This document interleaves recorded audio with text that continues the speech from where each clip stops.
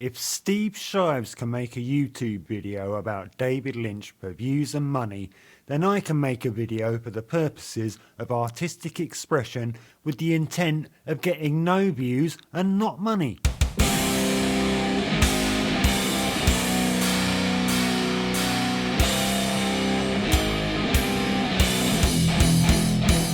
As this is an unplanned episode of the Polemics, I don't feel obligated to say the welcome everybody, I am the air quotes comedian, a man who blah blah blah blah blah, and this is the Polemics welcome bit.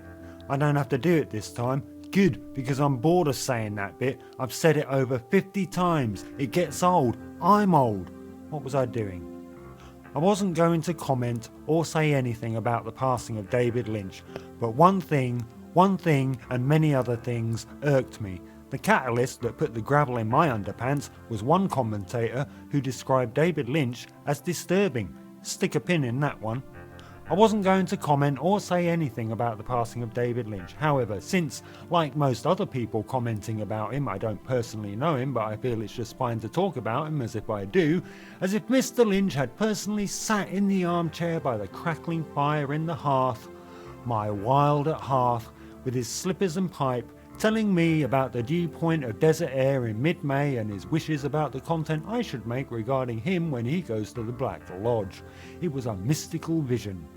I wasn't going to comment or say anything about the passing of David Lynch because, and let's see how this is borne out in reality, we already have, and it's wall-to-wall fucking remembrances for David Lynch everywhere you look. What's the point of commenting when everybody and their dog is already doing so? There's only so much room on the internet. You might be thinking... Yes? Jumping on the bandwagon? That's what I was going to tell them they were thinking.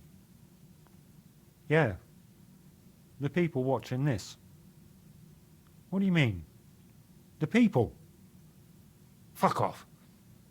You might be thinking, oh, that air quotes comedian is jumping on the shark, and I thought he was vegan. Am I jumping on a bandwagon? I can't necessarily jump onto a moving vehicle without wires, a safety net, comprehensive insurance, and assurances. The bandwagon will have to slow down considerably for me to get on. It is possible it will have to come to a complete halt. Much like David Lynch. He's dead, he doesn't fucking care what I say. I could talk about his movies, couldn't I? I wonder if that's what all the other tributes are doing. Not that this is a tribute video. I wonder if that's what Steve Shives did. Talk about the movies. It's just the sort of underhanded thing he'd do, isn't it?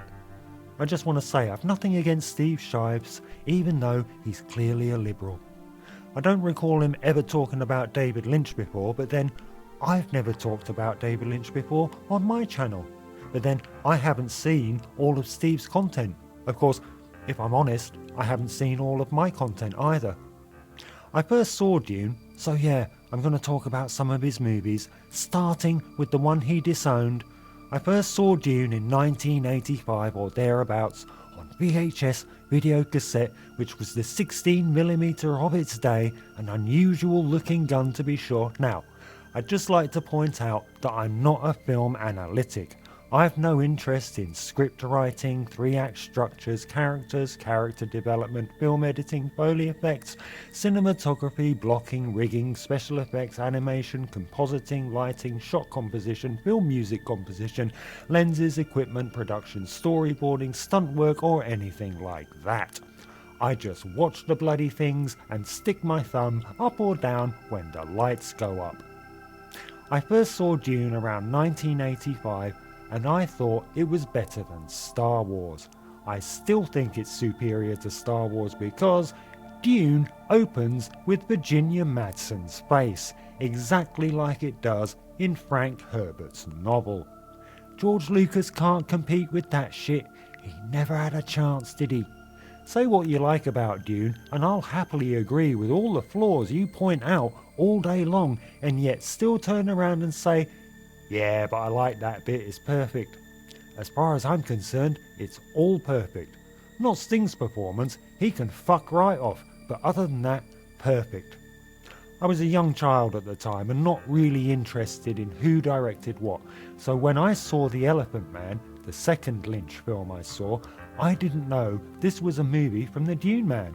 It was just a really good movie, one of those Oscar baity movies that doesn't actually pander to the Academy at all when you scrutinise it. You can tell it was made before the Dune times as it's in black and white, like all his other pre-Dune films that I watched on my black and white television set. It's old, I'm old, but I'm still a human being who wonders what he came in here for. Before I saw it, I thought Blue Velvet was about Isabella Rossellini riding a horse and being handy with a riding crop. Boy, did I get that wrong, as it's actually about Van Gogh's mutilation by some paint-huffing Neanderthal who is being toyed with by a young lad who is also putting it to his missus. Not a horse in sight, but then I'd be a bit concerned if a horse did enter into this equation. Though a candy-coloured Dean Stockwell on a mighty steed is just the twitch in my underpants that I need right now. I think I saw Eraserhead next. Not much to say about it really. Shadwell. It's very much the art student film. It's like a demo tape, innit? It's good, but you want to see what they can do in the studio with a decent engineer and the budget to breathe. Never mind the mutant baby cum turkey, Dave. Get out there and make Wild at Heart after making some other movies beforehand. Yada yada yada. The Straight Story is my favourite David Lynch movie and one of my favourite movies of all time. It was the only time I was shocked by a David Lynch movie. Shaken to my core I was, shook. You see, what happened was, I started the movie and the FBI warning came on, you know the one. Patrick, for fuck's sake, will you stop downloading everything under the fucking sun and let other people have a go at pirating, please? And then, and this is the moment that whipped my head around, the fucking Disney opening sequence. Da, da, da, da, da, da, da. Yeah, that one. I pulled the DVD out the player to check it was the right movie. I still can't quite get over it, especially as The Straight Story is the most Lynchian of all his movies. Mulholland Drive. Ooh, what's he gonna say about that? We all need to know air quotes comedians' thoughts on Mulholland Drive because everybody's got something to say about it. What it all means, the clues to unlocking the secrety secrets of hidden secret things that will unlock all the secrets to make it make sense, like I wish my life could make sense.